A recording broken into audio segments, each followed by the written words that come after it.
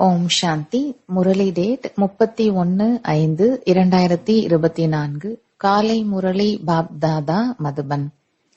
பாபா கூறுகின்றார், இனிமையான குழந்தைகளே, முட்களை மலராக மாற்றுவதற்காக தந்தை வந்துள்ளார். அனைத்திலும் மிக பெரிய முள் தேக அபிமானம். இதன் மூலமாகவே மற்ற அனைத்து விகாரமும் உருவாகின்றது. எனவே ஆத்ம அபிமானி ஆகுங்கள். கேள்வி: பக்தர்கள் தந்தையின் எந்த ஒரு செயலை புரிந்து கொள்ளாத காரணத்தால் சர்வ வியாபி என்று கூறிவிட்டனர். பதில்: பாபா பல வேடம் தரிப்பவராக இருக்கின்றார்.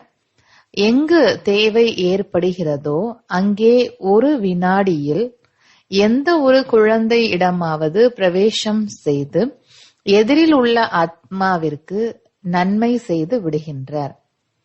பக்தர்களுக்கு சாட்சாத்காரம் செய்து விடுகின்றார். அவர் எங்கும் நிறைந்தவர் அல்ல, ஆனால் மிக வேகமாக பறக்கும் ராக்கெட் அவர். பாபா வருவதற்கோ திரும்பி செல்வதற்கோ நேரம் அதிகமாகாது. இந்த விஷயத்தை புரியாத காரணத்தால் பக்தர்கள் சர்வ வியாபி என்று கூறிவிட்டனர். ஓம் சாந்தி. இது ஒரு சிறிய பூஞ்சோலை, மனிதர்களால் ஆன மலர் தோட்டம். பூங்காவனத்தில் சென்றால் அங்கே பழைய மரமும் இருக்கிறது, விதவிதமாகவும் இருக்கிறது. ஆங்காங்கே மொட்டுக்களும் மலர்ந்து மலராத பாதி மொட்டுக்களும் இருக்கின்றன. இதுவும் ஒரு பூஞ்சோலை ஆகும். இங்கே குழந்தைகள் புரிந்துள்ளார்கள், நாம் முள்ளிலிருந்து மலராக மாற வந்துள்ளோம். ஸ்ரீமத் படி நாம் முள்ளிலிருந்து மலராக மாறிக்கொண்டிருக்கின்றோம். முட்கள் காட்டில் இருக்கும், மலர்கள் மலர் தோட்டத்தில் இருக்கும். மலர் தோட்டம் என்பது சொர்க்கம், முட்காடு என்பது நரகம். பாபாவும் புரிய வைக்கின்றார், இது அசுத்தமான முட்களால் ஆன காடு, அது மலர் தோட்டம். இது மலர் வனமாக பூஞ்சோலையாக இருந்தது, இப்போது முட்காடாகி விட்டது. தேக அபிமானமே மிக பெரிய முள் ஆகும். இதன் பிறகு மற்ற அனைத்து விகாரமும் வருகிறது. அங்கே ஆத்ம அபிமானியாக இருந்தீர்கள், ஆத்மாவின் ஞானம் இருந்தது. இப்போது நமது ஆயுள் முடிவடைகிறது. நாம் இந்த பழைய உடலை விடுத்து வேறு உடல் எடுக்க வேண்டும். சாட்சாத்காரமும் கிடைக்கின்றது. நாம் கர்ப்ப மாளிகையில் சென்று அமர்வோம். பிறகு மொட்டாகி மொட்டிலிருந்து மலராவோம். இந்த ஞானம் ஆத்மாவிற்கு உள்ளது. சிருஷ்டி சக்கரம் எப்படி சுற்றுகிறது, இதை பற்றிய ஞானம் அங்கே கிடையாது. இது பழைய உடல், இதை இப்போது மாற்ற வேண்டும் என்ற இந்த ஞானம் மட்டும் இருக்கின்றது. அங்கே உள்ளுர குஷி இருக்கிறது. கலியுகத்தின் எந்த விதமான பழக்க வழக்கமும் அங்கே இருப்பதில்லை. இங்கு குல மரியாதைகள் அநேகம் உள்ளது, வித்தியாசம் இருக்கும் அல்லவா? அங்குள்ள மரியாதை சத்திய மரியாதை என சொல்லப்படும். இங்கு பொய்யான மரியாதைகள். சிருஷ்டி இருந்து கொண்டே இருக்கிறது அல்லவா? அசுர மரபு வழியினர் இருக்கும் பொழுதுதான் தந்தையே வருகின்றார். அப்போதுதான் தெய்வீக மரபு வழியினர் படைக்கப்பட்டு விநாசம் ஏற்படுகின்றது. அப்படியென்றால் அசுர மரபு இனத்தவர் தானே உள்ளனர். அதிலிருந்துதான் தெய்வீக குணமுடையவர்களின் வம்சம் ஸ்தாபனை ஆகின்றது. இதுவும் புரிய வைக்கப்பட்டுள்ளது. யோக பலத்தால் உங்களது பல பிறவிகளின் பாவங்கள் அழிக்கப்படுகிறது. இந்த பிறவியிலும் பாவங்கள் செய்துள்ளோம், அதனையும் கூறிவிட வேண்டும். அதிலும் முக்கியமாக விகாரத்தின் விஷயங்கள் நினைவில் உள்ளது. பாபா சர்வ சக்திவான், உங்களுக்கு தெரியும். அனைவருக்கும் தந்தையாக இருப்பவர். அவருடன் நினைவை இணைப்பதால் பாவம் எரிந்து சாம்பலாகின்றது. இந்த லக்ஷ்மி நாராயணன் சர்வ சக்திவானாக இருக்கின்றார். உலகம் முழுவதும் இவர்களின் ராஜ்யம் உள்ளது. அதுதான் புதிய உலகம். அங்கே ஒவ்வொரு பொருளும் புதியதே. இப்போது பூமியே வறட்சி அடைந்து விட்டது. குழந்தைகளாகிய நீங்கள் புதிய உலகத்திற்கு எஜமானன் ஆகின்றீர்கள். எனவே அவ்வளவு மகிழ்ச்சி இருக்க வேண்டும். எப்படிப்பட்ட மாணவரோ அப்படி குஷியும் அதிகமாக இருக்கும். இது உங்களுடைய மிக உயர்ந்த பல்கலைக்கழகம். கற்பிப்பவரும் மிக உயர்ந்தவர். குழந்தைகள் படிப்பதும் உயர்ந்ததிலும் உயர்ந்த நிலை அடைவதற்காக. நீங்கள் எவ்வளவு கீழே இருந்தீர்கள்? முற்றிலும் கீழ் தரத்திலிருந்து பிறகு உயர்நிலை அடைகின்றீர்கள். பாபா அவரே சொல்கின்றார், நீங்கள் சொர்க்கத்திற்கு தகுதியானவர்களாம். தூய்மையற்றவர்கள் அங்கே செல்ல முடியாது. கீழ்த்தரமாக இருப்பதால் தான் உயர்ந்த தேவதைகளுக்கு முன்னால் சென்று அவர்களின் மகிமையை பாடுகிறார்கள். கோவிலில் சென்று அவர்களின் புகழையும் தனது இயலாமையையும் வர்ணனை செய்கின்றார்கள். பிறகு இரக்கம் காண்பியுங்கள், நாங்களும் இப்படி உயர்நிலை அடைய வேண்டும் என்று சொல்கிறார்கள். அவர்களுக்கு முன்னால் தலை வணங்குகின்றனர். அவர்களும் மனிதர்கள்தான். ஆனால் அவர்களிடம் தெய்வீக குணம் இருந்தது. கோவிலுக்கு செல்கின்றனர். அவர்களுக்கு பூஜை செய்கின்றனர். தானும் அவர்களைப் போல மாற வேண்டும் என நினைக்கின்றனர். ஆனால் அவர்களை இப்படி மாற்றியவர் யார் என்பது யாருக்குமே தெரியாது. குழந்தைகளாகிய உங்களின் புத்தியில் நாடகம் முழுவதும் அடங்கியுள்ளது. எப்படி இந்த தெய்வீக மரத்தின் நாற்று நடப்படுகின்றது என்பதும் உங்கள் புத்தியில் உள்ளது. பாபா வருவதும் சங்கம யுகத்தில்தான். இது தூய்மை இல்லாத உலகம். எனவே எங்களையும் வந்து தூய்மையற்ற நிலையிலிருந்து தூய்மையாக்குங்கள் என்று பாபாவை அழைக்கின்றனர். இப்போது நீங்கள் தூய்மையாவதற்காக முயற்சி செய்கின்றீர்கள். மற்ற அனைவரும் அனைத்து கணக்கு வழக்குகளையும் முடித்துக் கொண்டு சாந்தி தாமம் செல்வார்கள். மன்மனா பவ என்ற மந்திரம் முக்கியமானது. அதை பாபா உங்களுக்கு கொடுக்கின்றார். பலவிதமான குருமார்களும் உள்ளனர். எவ்வளவு மந்திரம் தருகின்றனர்? பாபாவினுடையது ஒரே ஒரு மந்திரம்தான். பாபா பாரதத்தில் வந்து மந்திரம் வழங்கியிருந்தார். அதனால் நீங்கள் தேவி தேவதை ஆகியிருந்தீர்கள். பகவான் வாக்கு அல்லவா? அவர்களும் ஸ்லோகன் சொல்கிறார்கள். ஆனால் அர்த்தம் ஒன்றுமே புரிவதில்லை. நீங்கள் அர்த்தம் புரிந்துள்ளீர்கள். கும்பமேளாவிற்கு செல்கின்றனர். அங்கும் சென்று நீங்கள் அனைவருக்கும் புரிய வைக்கலாம். இது தூய்மையற்ற உலகம், நரகம். சத்யுகம் தூய்மையான உலகமாக இருந்தது. அதனையே சொர்க்கம் என்று சொல்லப்படுகின்றது. தூய்மை இல்லாத உலகில் தூய்மையானவர்கள் ஒருபோதும் இருக்க முடியாது. மனிதர்கள் கங்கையில் நீராடி தூய்மையடைய செல்கின்றார்கள். ஆத்மா எப்போதுமே தூய்மையாக இருக்கின்றது என்றும் ஆத்மாவே பரமாத்மா என்றெல்லாம் சொல்லிவிட்டார்கள். நீங்களும் எழுதலாம், ஆத்மா ஞான நீராடுவதால் தான் தூய்மை ஆகுமே தவிர தண்ணீரில் நீராடுவதால் அல்ல. தண்ணீரில் தினமும் தான் நீராடிக் கொண்டே இருக்கிறார்கள். எங்கேயெல்லாம் நதிகள் உள்ளதோ அங்கெல்லாம் தினமும் சென்று நீராடிக் கொண்டே இருக்கின்றனர். அதே நீரை தான் அருந்தவும் செய்கின்றனர். இப்போது நீரால் தான் அனைத்தும் செய்யப்படுகின்றது. விஷயம் எவ்வளவு சுலபமானது. ஆனால் யாருடைய புத்தியிலும் இல்லை. ஞானத்தால் தான் ஒரு வினாடியில் சத்கதி கிடைக்கின்றது. பிறகு இப்படியும் சொல்லப்படுகின்றது, கடல் நீரையே மையாக்கினாலும், காட்டு மரங்களையெல்லாம் எழுதுகோல் ஆக்கினாலும், பூமியையே காகிதம் ஆக்கினாலும் கூட அவருடைய மகிமையை எழுத முடியாது. ஞானம் அந்த அளவு ஆழமானது, முடிவே இல்லாதது. பாபா விதவிதமாக கருத்துக்களை தினமும் புரிய வைத்துக் கொண்டே இருக்கின்றார். பாபா சொல்கின்றார், இன்று மிகவும் ஆழமான விஷயங்களை கூறுகின்றேன். முன்பே ஏன் சொல்லவில்லை என்று குழந்தைகள் கேட்கிறார்கள். அட, முதலிலேயே எப்படி சொல்ல முடியும்? கதை என்றால் ஆரம்பத்திலிருந்து வரிசை கிரமமாக தானே சொல்ல முடியும். கடைசியில் வரும் நடிப்பை முன்பே எப்படி சொல்ல முடியும்? இதையும் பாபா சொல்லிக் கொண்டே இருக்கின்றார். இந்த சிருஷ்டி சக்கரத்தின் ஆதி, மத்திய, அந்திமம் இவற்றின் ரகசியத்தை நீங்கள் புரிந்துள்ளீர்கள். உங்களிடம் யாரேனும் கேட்டால் உடனடியாக பதில் சொல்ல முடியும். உங்களிலும் கூட வரிசை கிரமமாக தான் புத்தியில் இடம்பெற்றுள்ளது. உங்களிடம் வருபவர்களுக்கு முழுமையாக பதில் கிடைக்கவில்லை எனில் அவர்கள் வெளியில் சென்று இங்கே முழுமையாக இவர்களால் புரிய வைக்க முடியவில்லை என்றும் வீணான சித்திரங்கள் வைத்துள்ளதாகவும் கூறுவார்கள். எனவே அவர்களுக்கு புரிய வைப்பவர்கள் மிகவும் புத்திசாலியாக இருக்க வேண்டும். இல்லையெனில் அவர்களும் கூட புரிந்து கொள்வதில்லை. புரிய வைப்பவரும் முழுமையாக புரிய வைக்கவில்லை எனில் இவருக்கேற்பவதான் கேட்பவரும் முன் எப்படியோ அப்படியே இருப்பார்.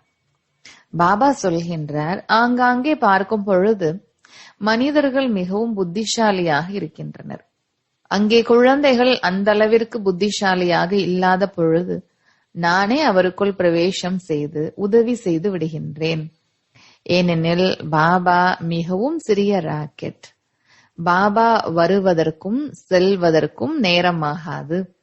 இதையே அவர்கள் உலகத்தினர் பல ரூபத்தாரி அல்லது சர்வ வியாபி என்று புரிந்து கொண்டார்கள். இவற்றையெல்லாம் பாபாவே உங்களுக்கு புரிய வைக்கின்றார். சில மனிதர்கள் மிக நல்ல புத்திசாலியாக உள்ளனர். அவர்களுக்கு புரிய வைப்பவரும் அப்படியே இருக்க வேண்டும். இப்போதெல்லாம் சிறிய குழந்தைகளை சாஸ்திர பாராயணம் செய்து விடுகின்றனர். ஏனெனில் ஆத்மா சம்ஸ்காரம் எடுத்து செல்கின்றது. எங்கேனும் சென்று அங்கு வேதம் சாஸ்திரம் படிப்பதில் ஈடுபடுகின்றனர். இறுதி நிலைதான் ஆதி நிலையாக உருவாக்குகின்றது அல்லவா? ஆத்மா சம்ஸ்காரம் எடுத்து செல்கின்றது. இப்போது நீங்கள் புரிந்துள்ளீர்கள். அந்த நாள் வந்தது. அந்த சொர்க்கத்தின் வாயில் கதவு உண்மையில் திறக்கப்படுகின்றது. புதிய உலக ஸ்தாபனை, பழைய உலகம் விநாசம் நடைபெறுகின்றது. மனிதர்களுக்கு சொர்க்கம் புதிய உலகில் இருக்கிறது என்பது கூட தெரிவதில்லை. குழந்தைகளாகிய நீங்கள் தெரிந்துள்ளீர்கள். உண்மையிலும் உண்மையான சத்திய நாராயணன் கதை மற்றும் அமர கதை கேட்டுக்கொண்டிருக்கின்றோம். கதையும் ஒன்றுதான், அதனை சொல்பவரும் ஒருவர்தான். பிறகு அதனையே சாஸ்திரமாக்கி விட்டார்கள். கதைகள் அனைத்தும் உங்களையே குறிக்கும். அதனையே பின்னாளில் பக்தி மார்க்கத்தில் பயன்படுத்துகின்றனர். எனவே சங்கம யுகத்தில் தந்தையே வந்து அனைத்தையும் புரிய வைக்கின்றார். இது மிக பெரிய எல்லையில்லாத விளையாட்டு. இதில் முதலில் சத்யுகம், திரேதாயுகம், ராமராஜ்யம், பிறகு ராவண ராஜ்யம் நடைபெறுகிறது. இது நாடகமாக அமைக்கப்பட்டுள்ளது. இதனை முதலும் முடிவும் இல்லாதது, அழிவற்றது என்று சொல்லப்படும். நாம் அனைவரும் ஆத்மாக்கள். இந்த ஞானம் எவருக்குமே இல்லை. இதனை உங்களுக்கு பாபாவே தருகின்றார். இங்குள்ள அனைத்து ஆத்மாக்களின் நடிப்பும் நாடகத்தில் நிச்சயிக்கப்பட்டது. யாருக்கு எப்போது நடிப்பு இருக்குமோ அவர் அந்த சமயத்தில்தான் வருவார். வளர்ச்சி அடைந்து கொண்டே இருக்கும். குழந்தைகளுக்கு முக்கியமான விஷயம் தூய்மையற்ற நிலையிலிருந்து தூய்மையாக வேண்டும். அழைப்பதும் பதீத பாவனரே வாருங்கள் என்றுதான். குழந்தைகள்தான் அழைக்கின்றனர். பாபாவும் சொல்கின்றார், என் குழந்தைகள் காமசிதையில் அமர்ந்து பஸ்பமாகிவிட்டனர். இதுதான் யதார்த்தமான விஷயம். அழியாத ஆத்மாவிற்கு பிரம்மாவின் ஷரீரம், இருக்கை, சிம்மாசனம் வாடகைக்காக எடுக்கப்பட்டுள்ளது. பிரம்மாவை பற்றியும் உங்களிடம் இவர் யார் என கேட்கின்றார்கள். கூறுங்கள், பாருங்கள், இங்கே எழுதப்பட்டுள்ளது பகவான் வாக்கு. நான் சாதாரண உடலில் வந்துள்ளேன். அந்த அலங்காரமான ஸ்ரீ கிருஷ்ணரே 84 பிறவிகள் எடுத்து சாதாரண நிலை அடைகின்றார். சாதாரணமானவரே பிறகு அந்த கிருஷ்ணராகின்றார். கீழே தபஸ்யா செய்கின்றனர். தெரிந்துள்ளனர் நாம் இப்படி மாறுவோம் என்று. திருமூர்த்தியை அநேகர் பார்த்துள்ளார்கள். ஆனால் அதன் அர்த்தமும் வேண்டும் அல்லவா? ஸ்தாபனை செய்பவரே பிறகு அதனை பாலனை செய்வார். ஸ்தாபனை சமயத்தில் பெயர், ரூபம், தேசம், காலம் வேறு. பாலனை சமயத்தில் பெயர், ரூபம், தேசம், காலம் வேறு. இவையெல்லாம் புரிந்து கொள்வது சுலபமே. இவர்கள் கீழே தவம் செய்கின்றனர். பிறகு இவ்வாறு மாறுகின்றனர். இவரே 84 பிறவி எடுத்து இப்படி மாறுகின்றார். ஒரு வினாடிக்கான மிக சுலபமான ஞானம். நாம் தேவதை ஆகின்றோம் என்ற இந்த ஞானம் புத்தியில் உள்ளது. 84 பிறவிகளும் இந்த தேவதைகள் தான் எடுக்க வேண்டும். வேறு யாராவது எடுப்பார்களா என்ன? 84 பிறவிகளின் ரகசியமும் புரிய வைக்கப்பட்டுள்ளது. தேவதைகள் தான் முதலில் வருகின்றனர். மீன்களின் பொம்மை உள்ளது. மீன் மேலிருந்து கீழும் கீழிருந்து மேலும் செல்கிறது. அதுவும் ஒரு ஏணிப்படிதான். குளவி, ஆமை இவ்வாறெல்லாம் உதாரணம் காட்டப்படுவதெல்லாம் இந்த சமயத்தில் உள்ளதுதான். குளவியிடமும் எவ்வளவு அறிவு உள்ளது! மனிதர்கள் தன்னை மிகவும் புத்திசாலி என நினைக்கின்றனர். ஆனால் பாபா சொல்கின்றார், குளவியிடம் உள்ள அறிவு கூட கிடையாது. பாம்பு பழைய சட்டையை கழற்றி புதிய சட்டை அணிகிறது. குழந்தைகள் எவ்வளவு புத்திசாலி ஆக்கப்படுகின்றனர்! புத்திசாலி மற்றும் தகுதியுடையவர்கள். ஆத்மா தூய்மை இழந்ததால் தகுதி இழந்துவிட்டது. எனவே அதனை தூய்மையாக்கி தகுதியுடையதாக மாற்றப்படுகிறது. இதுதான் தகுதியான உலகம். இது ஒரு பாபாவின் வேலைதான். இந்த முழு உலகத்தையும் சொர்க்கமாக்குகின்றார். சொர்க்கம் என்றால் என்ன? இது மனிதர்களுக்கு தெரியாது. தேவி தேவதைகளின் ராஜதானிதான் சொர்க்கம் என்று சொல்லப்படும். சத்யுகத்தில் தேவி தேவதைகளின் ராஜாங்கம் நடைபெறுகிறது. நீங்கள் புரிந்துள்ளீர்கள். சத்யுகம் புதிய உலகில் நாமே ராஜ்யம் செய்தோம். 84 பிறவிகளும் நாமே எடுத்து வந்தோம். எத்தனை தலைமுறை ராஜ்யம் செய்தோம், பிறகு இழந்தோம், இதுவும் உங்களுக்கு தெரியும். ராம் வழியால் நீங்கள் ராஜ்யம் அடைந்தீர்கள். ராவணன் வழியால் ராஜ்யம் இழந்தீர்கள். இப்போது மீண்டும் மேலே ஏறுவதற்காக உங்களுக்கு ராம் வழி கிடைக்கின்றது. கீழே விழுவதற்காக கிடைப்பதில்லை. மிக நன்றாகவே புரிய வைக்கப்படுகிறது. ஆனால் பக்தி மார்க்கத்தில் உள்ளவர்களின் புத்தியை மாற்றுவது மிகவும் கடினமாகிறது. பக்தி மார்க்கத்தில் ஆர்ப்பாட்டம் அதிகம். அது முற்றிலும் சேற்றுக்குழி. அதிலேயே கழுத்து வரை மூழ்கி இருக்கின்றனர். எப்போது அனைவருக்கும் முடிவு வருகிறதோ அப்போது நான் வருகின்றேன். அனைவரையும் ஞானத்தால் கரையை கடந்து அழைத்து செல்கின்றேன். நான் வந்து இந்த குழந்தைகள் மூலமாக காரியம் செய்ய வைக்கின்றேன். பாபாவுடன் சேவை செய்பவர்கள் பிராமணர்கள் நீங்கள்தான். உங்களை தான் இறை சேவகன் என்று சொல்லப்படுகிறது. இது அனைத்தையும் விட மிக நல்ல சேவையாகும். குழந்தைகளுக்கு ஸ்ரீமத் கிடைக்கிறது, இப்படி செய்யுங்கள் என்று. பிறகு இதிலிருந்து பிரித்தெடுக்கலாம். இதுவும் புதிய விஷயம் அல்ல. கல்பம் முன்பு கூட எவ்வளவு தேவி தேவதைகள் ஆனார்களோ அவர்களே ஆவார்கள், வருவார்கள். நாடகத்தில் நிச்சயிக்கப்பட்டது. நீங்கள் செய்தி மட்டும் அனுப்பினால் போதும். மிகவும் சுலபம்தான். உங்களுக்கு தெரியும், பகவான் வருவதே கல்பத்தின் சங்கம யுகத்தில் பக்தியின் வேகம் அதிகரிக்கும் பொழுதுதான். பாபா வந்து அனைவரையும் அழைத்து செல்கின்றார். இப்போது உங்கள் மீது குரு பார்வை நடைபெறுகின்றது. அனைவருமே சொர்க்கம் செல்வார்கள். பிறகு படிப்பில் வரிசை கிரமமாக உள்ளனர். சிலருக்கு செவ்வாய், சிலருக்கு ராகு திசை நடைபெறுகின்றது. நல்லது. இனிமையிலும் இனிமையான காணாமல் போய் கண்டெடுக்கப்பட்ட செல்லமான குழந்தைகளுக்கு தாயும் தந்தையுமாகிய பாப் தாதாவின் அன்பு நினைவுகள் மற்றும் காலை வணக்கம். ஆன்மீக குழந்தைகளுக்கு ஆன்மீக தந்தையின் நமஸ்காரம். தாரணைக்கான முக்கிய சாரம். முதலாவது, தகுதி உடையவராகவும் புத்திசாலியாகவும் மாறுவதற்காக தூய்மையாக வேண்டும். முழு உலகத்தையும் நரகத்திலிருந்து சொர்க்கமாக மாற்றுவதற்காக பாபாவுடன் சேவை செய்ய வேண்டும். இறை சேவகன் ஆக வேண்டும்.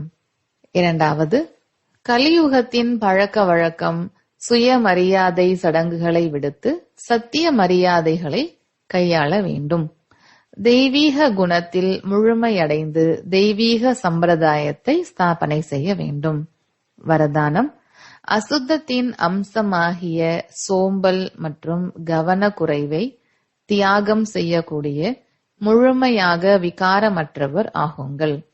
விளக்கம்: தினச்சரியத்தில் ஏதாவது ஒரு காரியத்தில் முன்பின் ஏற்படுவது, சோம்பலில் வருவது அல்லது கவனக்குறைவாக இருப்பது இது விகாரத்தின் அம்சம். இதன் பாதிப்பு பூஜ்ய நிலையில் ஏற்படுகிறது. ஒருவேளை நீங்கள் அமிர்த வேளையில் விழிப்புணர்வு ஸ்திதியின் அனுபவம் செய்யவில்லை எனில், வலுக்கட்டாயமாக அல்லது சோம்பலுடன் அமர்கிறீர்கள் எனில், பூஜாரியும் கூட வலுக்கட்டாயமாக அல்லது சோம்பலுடன் பூஜை செய்ய அமருவார். எனவே சோம்பல் மற்றும் கவனக்குறைவையும் தியாகம் செய்யுங்கள். அப்போதுதான் சம்பூர்ண நிர்விகாரி ஆக முடியும். ஸ்லோகன்: சேவை நன்றாக செய்யுங்கள், ஆனால் வீண் செலவு செய்யாதீர்கள். நல்லது. ஓம் சாந்தி.